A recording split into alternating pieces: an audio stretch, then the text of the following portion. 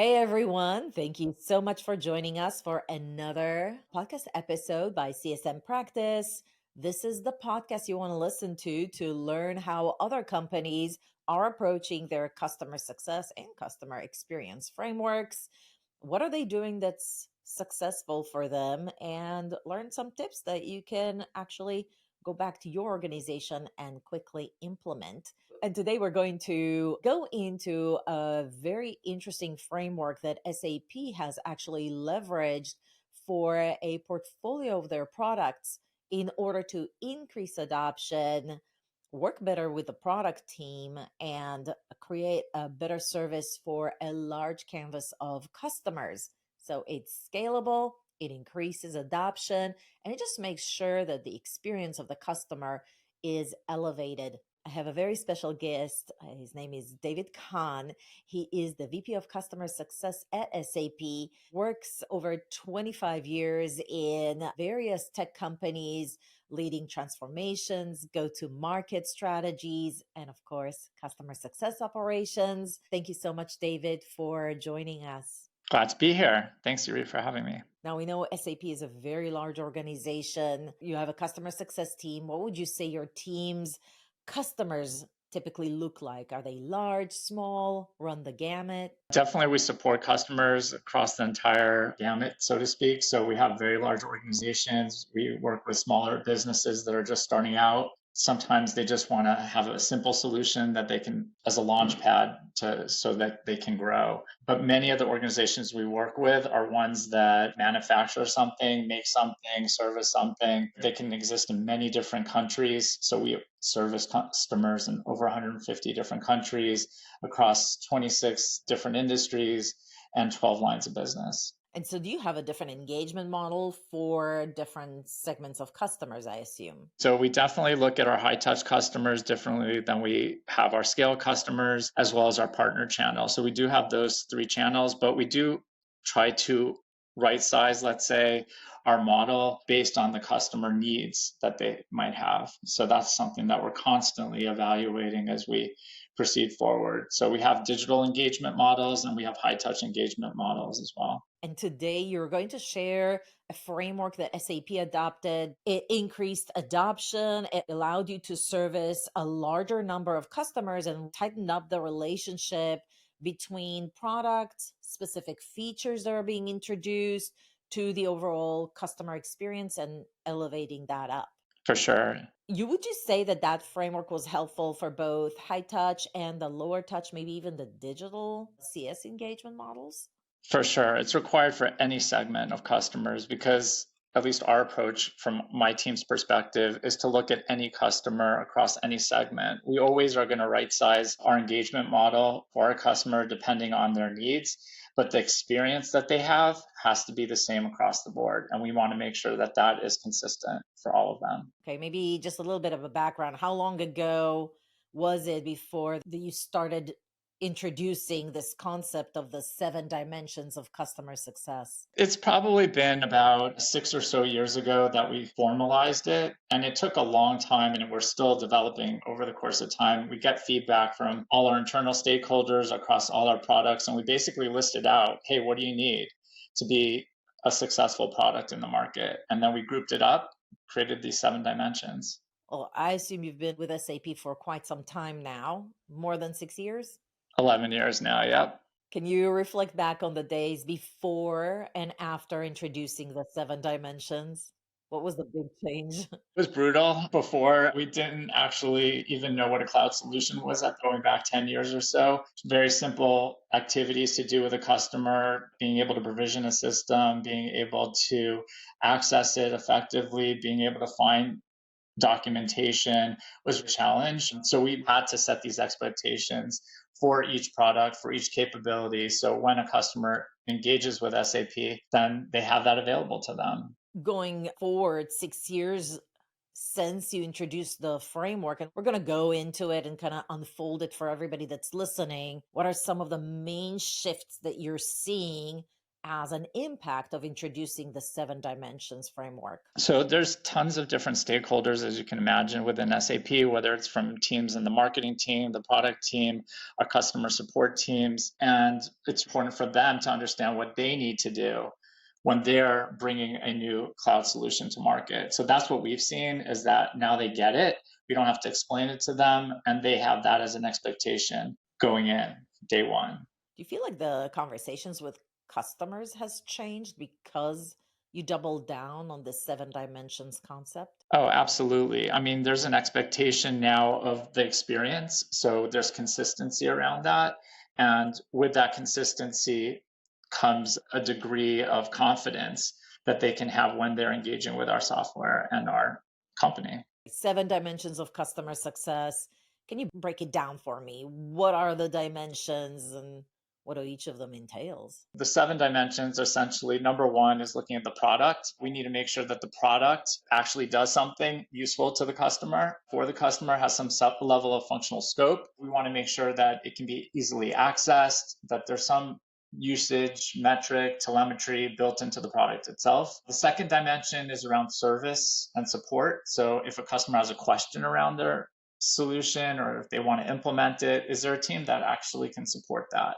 And then the next dimension relates to the actual CSM, so the customer success managers. They need to be enabled. We spend a lot of time enabling our CSMs on the solution so they know what it does, why it does it, how it adds value to the customer, as well as all the tools that we provide to them. So we do provide different assets that they can leverage in their conversations with customers. So we want to make sure they're enabled on that. The other dimension is around knowledge management. Knowledge management is super key when it comes to cloud solutions. You want to make sure that you can access the information in a self-service way. If you're up at midnight and you're super curious as to how to leverage the capability, you can just Google it and find that information. So we spend a lot of time making sure that information, how-to videos, etc., is available. The next dimension relates to customer insights. So we want to understand our customers, what they're doing, for 3 reasons. One is for development, so they know what to invest in from what the customers are leveraging. So if they're using it, great.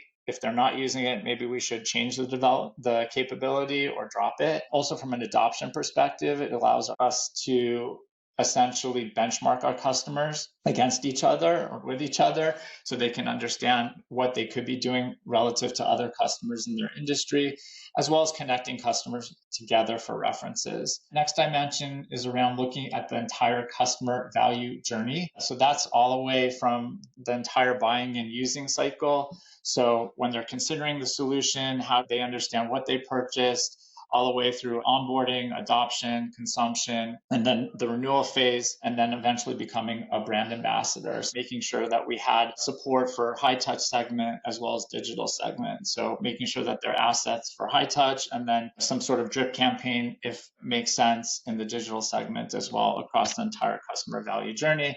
And then the 7th dimension is my favorite. It's the community engagement part. It's bringing everybody together who's working on driving adoption of that solution within an organization. I mean, these folks are essentially heroes because some of our solutions can be quite complex, involving complex algorithms, or maybe there's new stakeholders involved and they have to manage their stakeholders within their organization and figure out how to drive adoption, continue to demonstrate value and showcase value. Putting these customers together in a virtual or in-person environment is super helpful in allowing them to proceed with confidence and understand other customers are doing paths that they could take, should take, or maybe steer away from. And so that's another key element around community engagement. Honestly, I could see why it took you so long. It's a lot, It's a lot to think about for sure. And we're never done. It's a journey.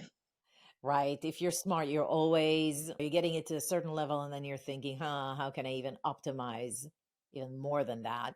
If somebody's listening here, 7 perspectives. Now you're looking back, what are the key ones you would definitely recommend starting from? So definitely thinking of knowledge management and specifically looking and connecting it with your customer value journey, making sure that you have assets available for the entire journey. So looking at onboarding specifically, we always start with onboarding because if a customer cannot access your system, then the risk is pretty high that they're not going to renew in the future. So that is definitely the starting point for all solutions that we have. Did you say knowledge base and value journey because it allows like everyone in the customer base to actually amplify to get to results, meaning both the smaller customers as well as the large ones? For sure. Yeah, it allows us to scale and we can do it essentially with low resource investment. So if you have it available, then if you can do it for one customer, you could do it for 1,000 customers. Speaking of resources, maybe if you don't mind sharing, how did you end up structuring the team to support these 7 dimensions? Did you end up having specialized roles you haven't had before 6, 7 years ago?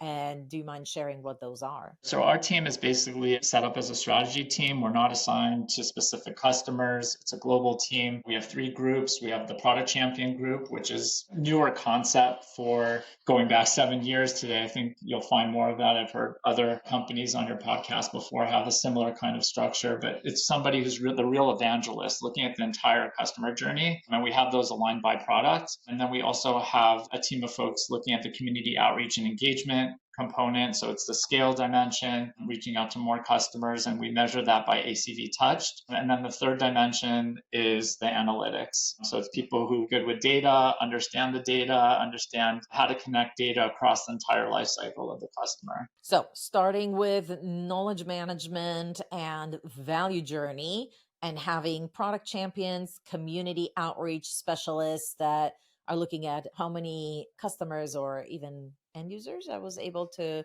give a touch point to in a one to many facet, of course, and some analytics. Speaking of analytics, do you contemplating around using Gen AI in all of this? Because this seems to be a very scalable approach. For sure. We definitely are looking at Gen AI, obviously for general product support type scenarios, usage scenarios, but also for our internal team members. And we've actually used AI in very interesting ways. We've used it for some of our new customer success managers as a way to train them so they can have actual conversations with a made up customer, so to speak, and put that situation in the AI, and it will share best practices in terms of how to address that specific customer scenario like renewal, and I'll give different opportunities there, as well as just like access to information. So we always need to understand how to better get information at the right place at the right time. And then in terms of our tools themselves, we're building AI within our tools themselves to help our customers understand how to leverage it, but also understand like if we're having a complex algorithm, for example, and it's giving a result, you can have a conversation with the AI to have it explain how the result is actually being generated. I actually interviewed someone from IBM around their Gen AI initiatives, and she said the exact same thing. One of the best cases to use Gen AI is to literally interpret why the result of the analytics is the way that it is and give some recommendations for the CSMs. Perfect. The 7 things that you've mentioned probably require a bigger tech stack than just using Gen AI. Can you kind of say, okay, to implement the 7 dimensions, what kind of systems should I be thinking about if I'm an executive listening to this interview? We do have a customer success platform that we are leveraging to track our customers across the entire journey, generating success plays, recommendations to the CSM so that they can then take actions. And then the CSMs are actually tracking each of their tasks and setting their goals, etc.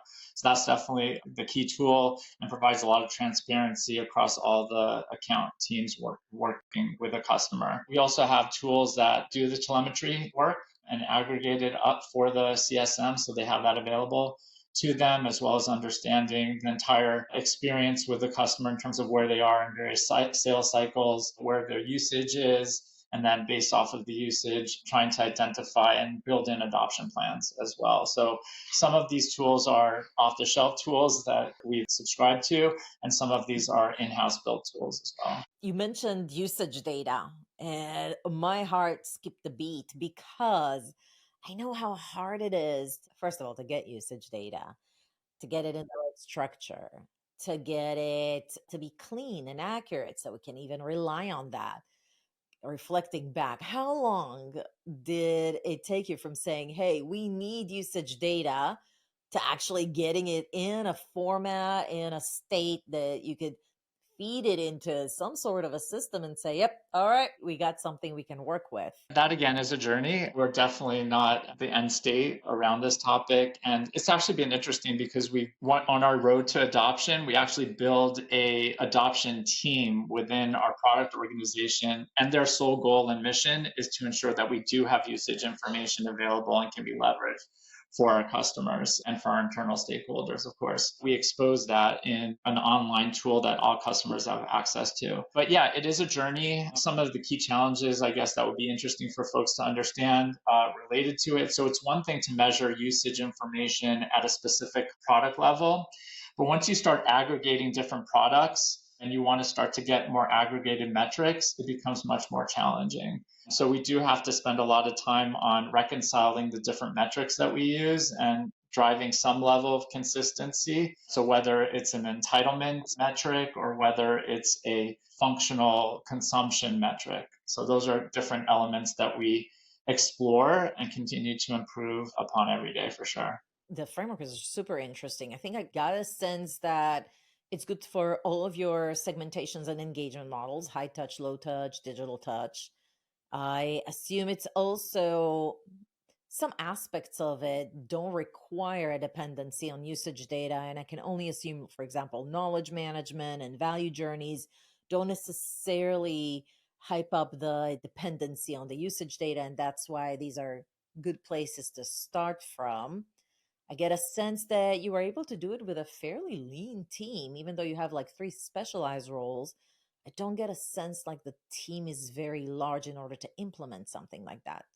Is that correct? It's true. We are certainly a very, very lean team. We support a large number of solutions, large amount of ACV, tens of thousands of customers, and we do that basically through others. That's why we're essentially a strategy team. We build very strong relationships with the product team, with product support teams, with the marketing teams. So any team that is willing to work with us, we'll work with, and we have worked for them to help build that customer experience that's required. Can you reflect back which dynamics changed the most in terms of cross-functional teams and the CSMs since you started implementing the 7 dimensions framework? We started out from the product side because ultimately the product team wants to see their solutions brought forth. Over the course of time, our team actually has physically moved or organizationally moved within different parts of the organization.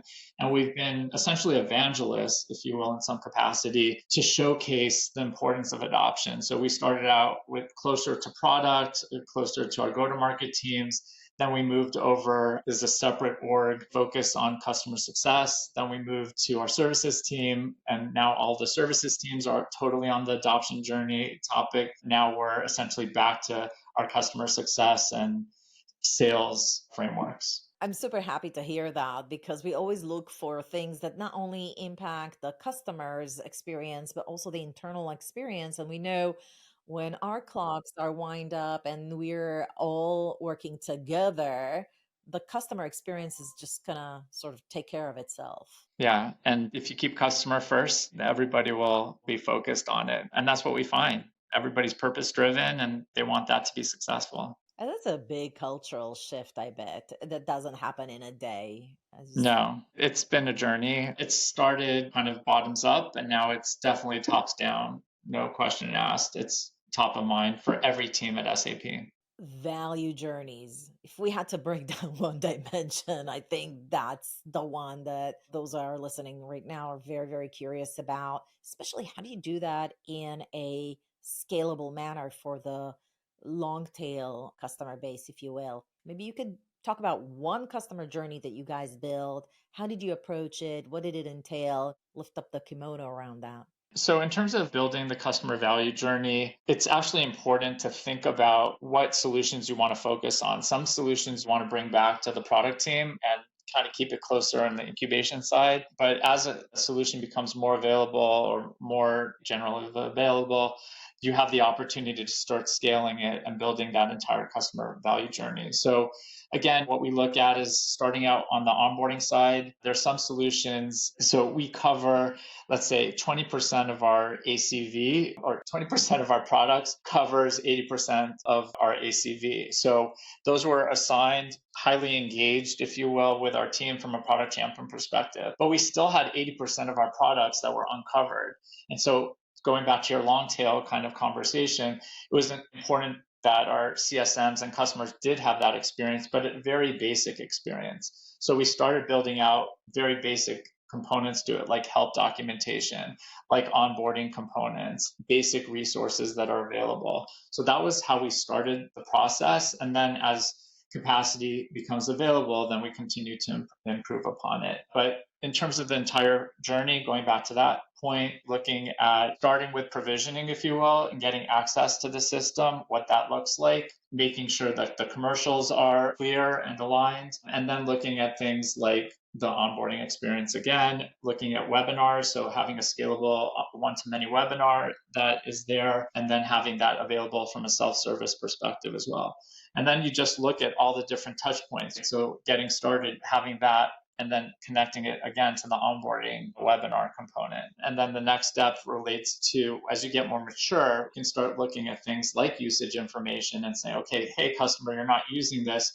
Send them an email and be like, hey, did you consider why you bought it, and maybe why you can get value out of it, and look at what other customers are doing. So we build digital assets in support of those scenarios as well. How do you measure that the value journey that you designed is actually successful? And do you have multiple value journeys? So we do it by product. And so that's how we look at it. But we do try to build consistency across all the products. And that's the beauty of this 7 dimensions of customer success. And in terms of value, it's about the number of interactions that we have, the number of customers that are going through the journey. So we do check and that analysis to determine what percentage of customers are going through it, and then activating the solution and going into production and go live. So the assumption is if they engaged and they activated the proposed solution, they are getting more value. 100%. If you're using the software, then you're getting some value. Of course, there are dimensions on top of that. So actually looking at things like value. So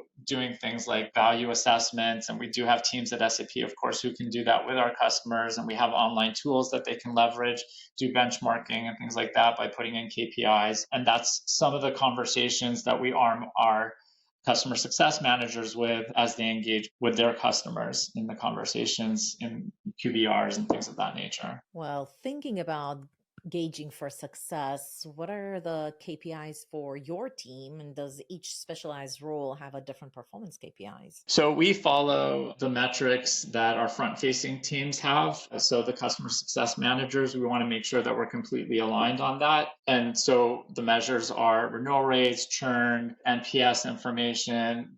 Each product champion has a specific KPI related to references as well. And then in the scale side of things, then we look at percentage of ACV covered through our engagement models as well. Of course, we want to look at things from a long-term tracking perspective in terms of how much upsell has been achieved, the renewal rates, churn reduction, and then, of course, references. The journey is focused on engagement and usage of features, but the KPIs are related to lagging indicators of financial impact and percentage of revenues by product, which I could see how it can provoke a fierce competition between the product teams. If you ever want to light fire under them, this is one way to go. I think it's interesting that there's no like leading indicators that gauge for the performance of somebody that's like a community outreach expert or a product champion. I was expecting more adoption KPIs. We also have go live metrics as well as consumed ACV. So we try to link all the actual metrics to an ACV component because ultimately that's what's showcasing the financial benefit to the company. Yeah, ACV, customer revenues. This is what bottom line is the ultimate success indicator. 100%. I agree with that. Yeah. I think it's interesting that you picked those 7 dimensions, but more so that it had such a profound impact on how the company's approaching their processes, the engagement model, And it almost sounds like, if I can read between the lines, it is changing the culture of a very large organization. And just for people that don't know much about SAP, 11 years in SAP is not a weird thing. It's actually very common. I remember when I did a project with SAP, it was a few years back, about customer success. There were people that worked there for 21 years, 27 years. That's like not 11. You're like a baby. Totally. When at my first day I was there was somebody way in front of the line. They put everybody there, and I think he was there for like 40 years or something. But I think it also speaks about the culture in a really good way, because you don't stick around with the same company for so many years if you don't like the people you work with. So there's that. But I think the downside of that is that when you do want to introduce change, especially a culture, a shift in thinking, that's so hard because people have worked there for so many years and they know that it worked for them. And so go fight that. Definitely a challenge, and that is a conversation that I have every day, and it's only through conversations that we can change people's mindsets as well as experiences. So once they get into changed muscle memory around what adoption is, it's important putting forth the metrics that are reflective of subscription type business where recurring revenue is important. So right now we're headed towards, I think, 85% recurring revenue at SAP, which is a big part of our business, of course, when you think about it that way. So we better do the right things to secure our business and allocate the appropriate resources. So people are starting to switch and think about it, but they have to switch. It's a change for sure. Yeah, if anybody's listening still and they're like, oh, yeah, we have a similar issue, I would say the only way to create a big change in a large organization is through, just like you said, conversations, stories, and facts, tracking the data, showing the impact. I mean, my opinion, your opinion, can't argue facts. Yeah, and we do that through demonstrating through adoption campaigns that we might be running, and we showcase, okay, we started out with X percentage adoption. Now we've run this campaign. Now we've got a much higher percentage adoption. So let's keep on doing that because this is the right thing to do. If somebody wanted to learn more about these 7 dimensions, where's the source? Feel free to reach out to me on LinkedIn. Always available and interested to have conversations so I can learn and have those conversations with others to learn from each other. I'm going to include David Kahn's LinkedIn information in the comments to this session. David, you're an amazing guy. Thank you so much for taking the time. I know how busy you are, changing the world, changing your customers' experience at SAP, and changing SAP as we know it forever.